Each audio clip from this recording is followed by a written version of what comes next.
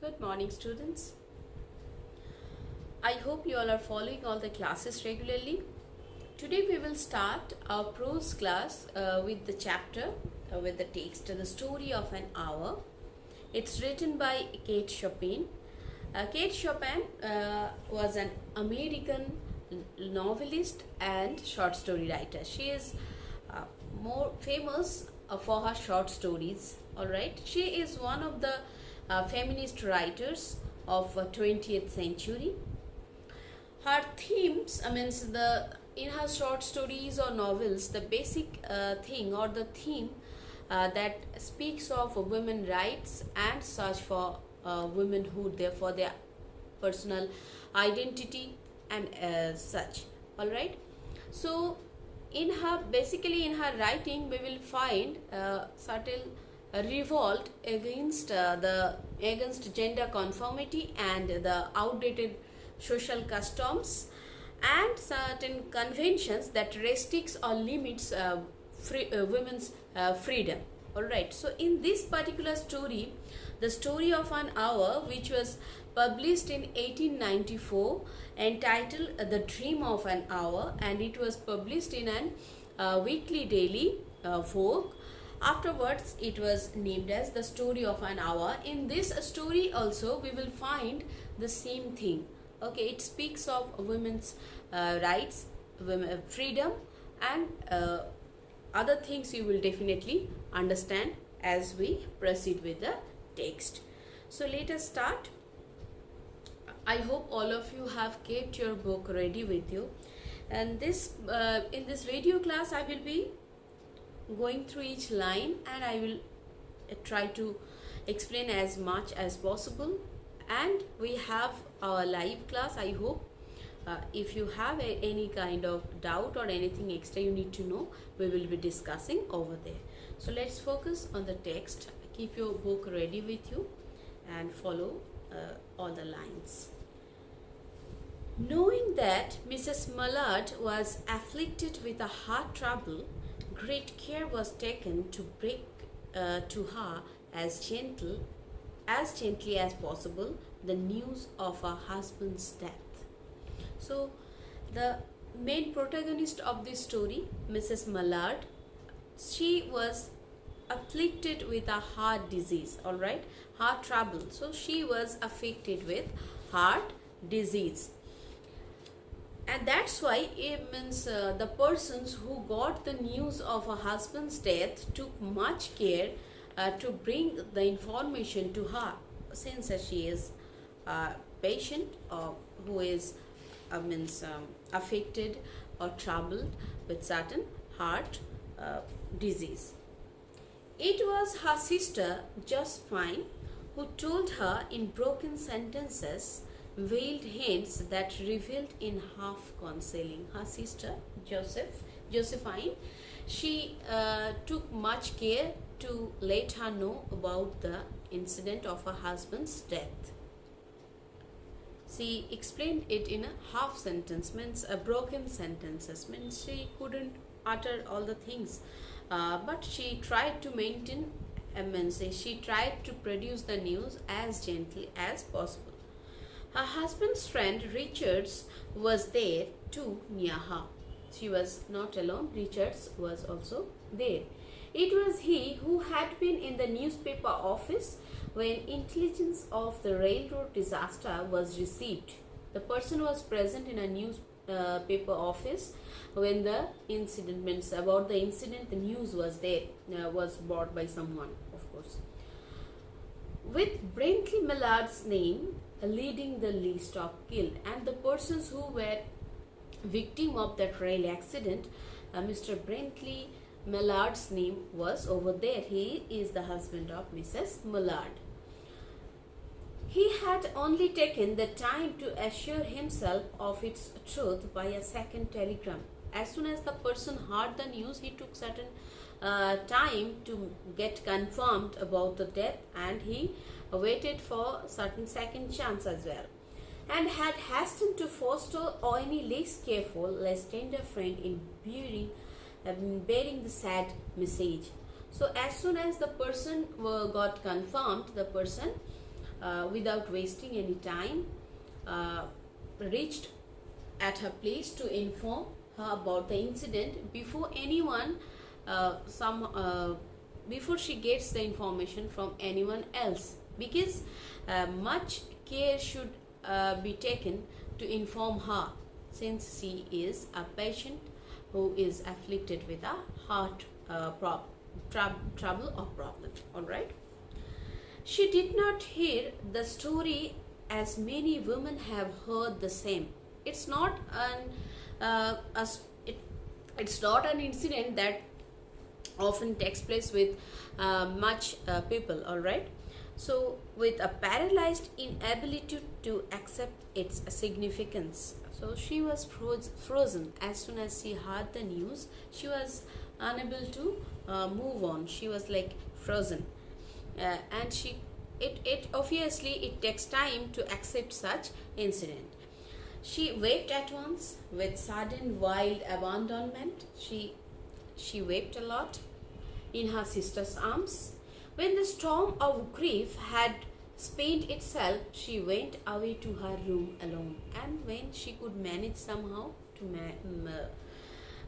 get used to this, she went to her room. She would have no one follow her, and she didn't want anyone to follow her to her room. There stood, facing the open window, a comfortable, roomy armchair. And there was her armchair, and she took place over there. Into this she sank, pressed down by a physical exhaustion that haunted her body and seemed to reach into her soul. It was a grief. She has lost her husband, and this incident somehow shook her entirely. It shook her physically as well as mentally. She could see in the open square before her house the tops of trees that were all aquiver with the new spring life. There was life being produced in trees outside her window. The delicious breath of rain was in the air. It was starting anew, means it was spring. It was the trees where leaves were coming out, and it was a clear day, as I say. In the street below, a peddler was carrying his wares. Certain vendors were roaming around to do their daily work. The notes of a distant song which someone was singing reached her faintly, and countless sparrows were twittering in the apes. That means in outside it doesn't have any effect on the outer world. Only certain thing happened in her life, in Mrs. Mallard's life, and she was observing life was in its full form outside her window. So she is going to get certain hints over there, as it is already told to you all that her writing, Kate Chopin's writing, mainly deals with women's rights, women's freedom, and their empowerment as well. So there were patches of blue sky snowing here and there through the clouds that had met and piled one above the other in the west facing her window. She found that nature was also in its regular form, rather everything was too bright to say. She sat with her head thrown back upon the cushion of the chair, quite motionless, except when a sob came up into her throat and shook her, as a child who has cried itself to sleep continues to sob in its dreams. After much arguments, as she got the news, she wept a lot, and this morning it also needs to get at its end, and when she was tired of mourning, she felt certain changes within her. All right. She was young, with a fair, calm face, whose lines bespoke repression and even a certain strength. But now there was a dull stare in her eyes, whose gaze was fixed away off yonder on one of those patches of blue sky. Okay, so she is much affected with the grief, but she was able to to reach beyond it. All right, she was gazing at the sky, the floating cloud. Okay, it's definitely going to bring certain changes within her life as well as her mind. It was not a glance of reflection, but rather indicated a suspension of intelligent thought. It was not merely a gaze. She was thinking certain thoughts were coming within her mind. It was being raised.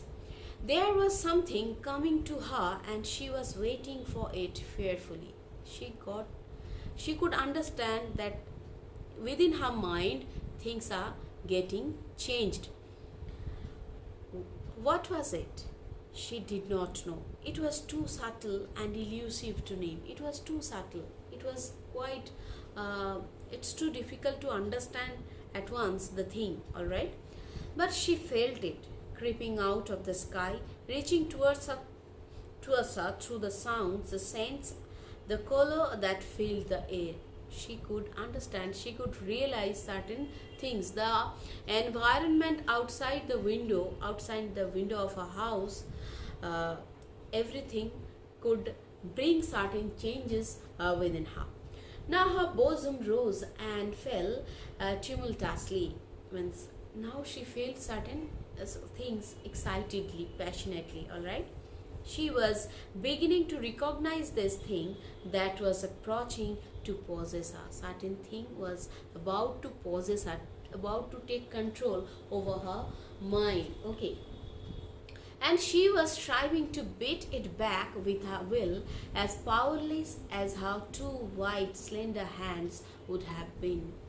As soon as she came across the news, it made her fixed over that particular lamentation or grief. But certain changes came within her mind, and she could feel that. When she abandoned herself, a little whispered word escaped her slightly parted lips. As soon as she could understand that, she could feel, and certain words were there, and that is, she said it over and over under her breath. Free, free, free. Yes. She felt certain freedom within her. Okay. This is the key word of this text. Okay. Whatever be the answer, whatever be the question, it will definitely be related to its theme. So you need to include these keywords I will be pointing out. Free, free, free. Okay. So here you can understand a woman's life is restricted in the sense it is controlled by this predominating patriarchal society, where men, they always take full control over a woman. Okay, a woman sets her life around a man. Okay, whatever she does, whatever she feels, even she forsakes whatever she deserves in order to entertain their I may sound quite different to you all. Being a woman, I may get it may affect my words. Anyway, so the woman whose life was fully covered, or she set her life according to the wish of her husband, as soon as she gets the news that the man is no more, she is obviously sad and she laments over the fact. But as soon as she understands that no one is going to control her life, yes, she can live on for her own self. She needs, if she cooks, that also will be for her own self. If she decorates herself, that will also be for her own self. This thing, she's rather understood that she needs to live now for her own self, and no one is going to dominate or control or restrict her steps. As soon as she understands this, within her mind, she gets the feel of freedom, and she utters the same word as well. Alright, the vacant stare and the look of terror that had followed it went from her eyes. They stayed keen and bright. Her pulses beat fast, and the coursing blood warmed and relaxed every inch of her body. Yes, as soon as she understood this, there were certain changes within her mind as well as within her body. She did not stop to ask if it were or were not a monstrous joy that held her. Alright? A clear and exalted perception enabled her to dismiss the suggestion as trivial. Yes, she was not even ready to accept it in its trivial form. She could understand that she is free now and she can live for her own self. She knew that she would weep again when she saw the kind, tender hands folded in death. Now she understood. Next, she will be weeping obviously for her husband when she will find her in the dead body as soon as she witnesses. But she has different reason that's making her feel joy within herself, within her mind. And that is the feeling of being free. The face that had never looked save with love upon her, fixed and grey and dead. As I told, as soon as she will find her husband's dead body that will not move, it will be pale, it will be grey, she will definitely weep. But she saw beyond that bitter moment a long procession of years to come that would belong to her absolutely. Mark this line. But she saw beyond the bitter moment a long procession of years to come. Yes, now years are waiting for her that she will be living for her own self. Okay, beyond this bitter moment when she will be witnessing her husband's death body, beyond that she could think of the life that is awaiting. Alright, when she will be entirely for her own self, she will be living entirely for her own self. And she opened and spread her arms out to them in welcome, and she welcomed that life. There would be no one to live for her during those coming years. She would live for herself, as it is already explained.